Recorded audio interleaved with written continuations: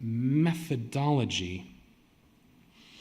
Right, so this is, again, I mentioned that this is a multidisciplinary program, right? So everyone's working in different fields. So what the methodology section is to you is going to depend on the content of your research.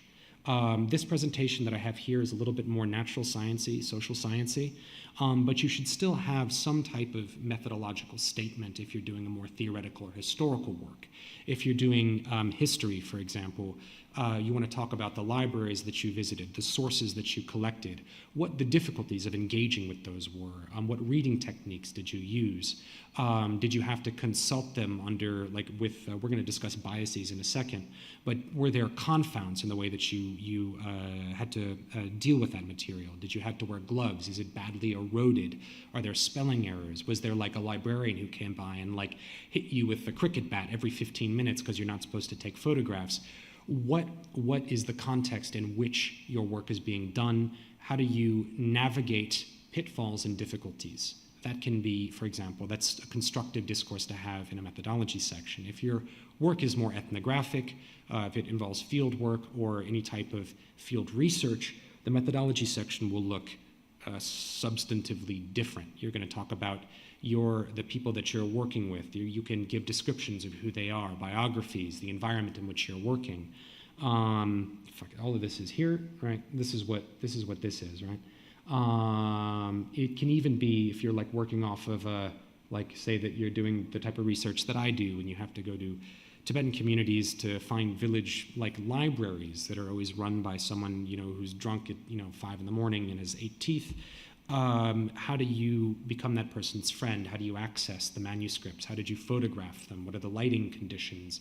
Are they damaged, the water damaged, all this stuff?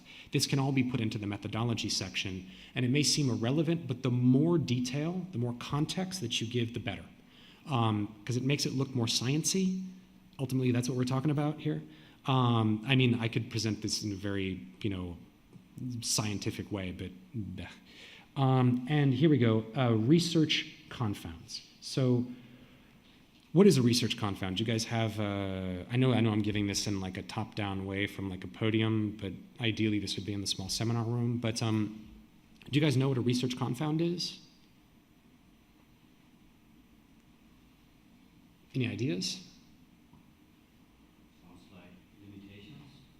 Yeah, it's limitations. It's the limitations that sort of appear as you try to do your work. So I mentioned, the guy with 8 teeth, drunk at 6 in the morning outside the village library. Maybe he like carries a gun and doesn't like people visiting his family library. So the difficulty, like the window of time in which you have to work on text. Maybe you only have 1 hour every second Tuesday. That's a considerable research confound. Maybe you had to learn a language to do your work and your language is imperfect. This is a research confound.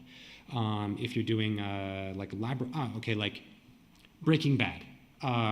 In Breaking Bad, like he can't cook like really good math at the beginning because the environment, he can because he's a genius, but the environment isn't completely pure, right? And this is why like when there's a fly in his lab at the end of the show, when he has like his perfect lab where he makes 90% pure, 97% pure stuff, you can't have flies in there because it creates a confound. It pollutes the material.